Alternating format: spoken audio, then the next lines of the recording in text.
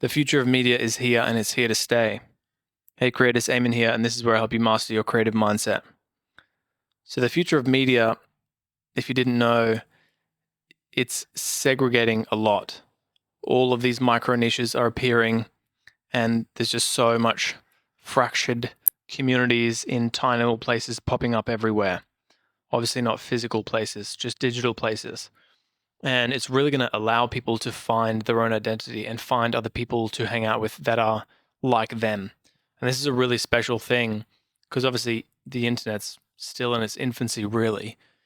And people haven't really found the right communities to hang out in yet. There has been social media, and social media still exists. I think initially social media was a really good start. People were able to actually connect and hang out, but they weren't connecting with their exact tribe. They were just connecting with everyone they knew and a few people outside of that and a few people outside of that. But the future of digital media definitely, is online courses. It's education, okay? If you haven't noticed that already, that's very clear. There's this platform called School, and a very large entrepreneur, Alex Mosey's just bought into that. And School, the way I see it, it's the Facebook of online schooling. When there's been online courses in the past, which have been very, very popular, and courses aren't a new thing. There's been courses around that aren't official courses, even though all the courses say that, you're getting official accreditation in this course. It doesn't mean anything. It's not recognized by any body. And yeah, courses have been around since we can remember. And people have been charging for information forever. That's just what it is. Hey, do my course. I'm going to charge you for this information. That's all it is. That's all that's happening. And that's a really amazing thing that we've gotten to this point now where there's so much knowledge and so much, again, compartmentalized knowledge that you can be an expert in, say, real estate videography. And you can upload to this platform, School, or any other platform that you want to host your online course in. But I think this platform specifically is going to bring everyone together in their micro niches like never before.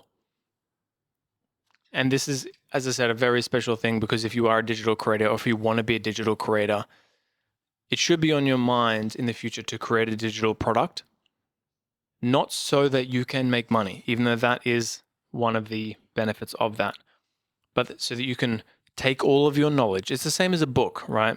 When you read a book, somebody's just spent 15 years researching this thing and they've put it all into one book form so that you can consume it in, 10 hours of listening if you listen to books, which is phenomenal, really. But now it's a more interactive experience and people's knowledge doesn't have to be as qualified. And that has its problems in itself. There's a bunch of kids making courses that are like, follow my course on how to do this and dropship and will change your life. And that's cute and everything. But it's obviously up to the user to decide whether or not the course is legitimate enough and will have the right information for them. But also, young people that are creating courses are knowledgeable and do have a lot of value to offer and are changing people's lives through those courses. So again, it just brings you back to the whole word of value, which again is one of the only real important words in this day and age is value. What value can you provide? And that's the current economy. It's a value economy and it's an attention economy, And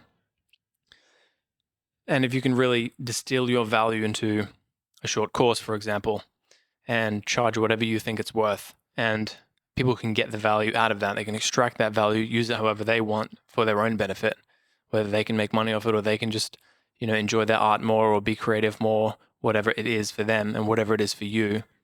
Again, that's a very, very special thing. But in terms of online courses specifically, they've been around, If you've been on the internet and you're any kind of entrepreneurial or creator or anything like that, they've been around. But it's glaringly obvious now that they are coming and they are staying, and that is the future of education. I'm not sure what will happen with universities specifically. I think they will try everything they possibly can to stay relevant and to stay extracting money from people. And this is why they're charging more and more and more, because less people are doing it and they just want to keep you in debt into their courses forever. And they probably know that they're going to lose relevance very soon. Because when the day comes when you have a resume, and this is the whole other thing, is that resumes might not even need to exist for God knows how long. Obviously they will, but for a lot of the generation that's coming up now, resumes might not even need to exist. But let's say you're creating a resume for something in particular, like collaborating or working with another creator. If your resume says you've done this course and this is the evidence that you've implemented that course, then what is the difference between that and going to a university? Because I know a lot of people that have gone to university, gotten the value out of it or not gotten the value out of it, and it hasn't helped them at all in their life, except they've gone into a lot of debt. Today we're rocking the peppermint tea in my dragon cup. So I'm almost out of peppermint tea, but I've been on a tea binge. I've got so many different teas lately. It's popping off. I'm addicted. I have a problem. This is my third tea today. All right. A bit of tea ASMR for you. But I think this is very interesting. And if you're not aware of this right now, it's definitely something to be aware of in terms of things are changing rapidly. And if you have knowledge and you haven't distilled it into an online course or some kind of course, something that you can provide value to people. It could be a PDF if you're not good at being on camera. But if you are a creator, which is you probably are if you're watching this channel, it should be something in the back of your mind. You should be creating a structure. You should be figuring out what the steps are to do that. Because you potentially, if you think, oh no, I couldn't do that, there's no way, you potentially have a limiting belief around that thing. And that's fine. But that's not going to allow you to, again, it depends on your attitude around it. You can have the attitude of, I want to express all the value that I have and provide it to somebody else and then get paid for that, perhaps. I think that's the right attitude to have. At least that's what I'm deciding is the right attitude for me, as opposed to I want to get money and therefore I will create value that will get me that money. That's that mindset. It's going to get you into trouble and you probably won't know it until it's too late. And don't get me wrong, everyone wants to make money. Everyone needs to make money. But if it starts with value first, I think that's where, ironically, the value is.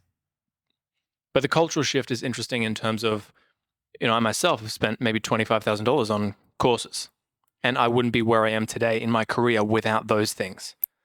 And arguably, I got the same, if not more value out of that than I did going to university, which I paid probably the same amount for, right? And that's an interesting comparison to make in itself. I spent 4 years and 3 years in university, right? Sure, I made some networking, some connections, and I learned a lot within that.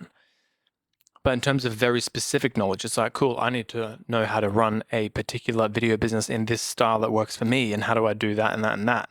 And that includes sales and marketing and this and that, and I didn't learn that at university. And it was taught to me by a specific person that I selected, that I paid for, and I did the course, and then I got the second course, and I've done many other courses since then. But I think the freedom to choose exactly what's right for you and going down that path. And as we know, on a psychological level, if you pay for something, you are going to be more invested in it, especially if you pay upfront for it, like a course, for example. So yeah, if you're out there, and this is the other big hack, if you haven't realized that if you want to get somewhere and you don't know how to get somewhere, the best way to go about doing that quickly is to pay for the knowledge of somebody that has already done that thing. And there's a lot of resistance around doing that. And I understand that as well, because it's like, oh, I don't really want to pay. I'll just figure it out for myself. And then you spend a year spinning your wheels. And then you look back, or then you finally buy the course and you go, damn it, why did I just do this a year ago? So yeah, you can just get any knowledge you want right now and you can pay for that. And yeah, it's going to cost you a lot to pay for that. You're going to have to do a lot of work and grinding to get to the point where you can pay for that. But the upside potential is insane. Even if you're not doing it to learn how to make money in a particular way, you can learn how to do your art better. And that could be of immense value too. That isn't particularly monetary. It's just an interesting economy right now. And I think a lot of people aren't aware of exactly where it's headed and how quickly it's headed that way. And yeah, there's a lot of jobs out there that you could go and apply for if you have a particular skill set and proof of that skill set, but you don't have the actual qualifications, and they'll take you on board and they'll pay you way more than someone else who has gone the traditional route and has got the traditional skill set that has been said that they have, officially this person has a skill set by the university. But that's a very interesting thing as well. There's a book called The Third Door by Alex Benign, and this explains it perfectly. There's 3 doors to everything, and I've described this on the channel before, but I'll round it out with this. The first door is the traditional route. There's always the traditional route. You go to university, you get a job, you work your way up, you do the thing. This is just in one setting. The second door, you know somebody, right? Somebody helps you.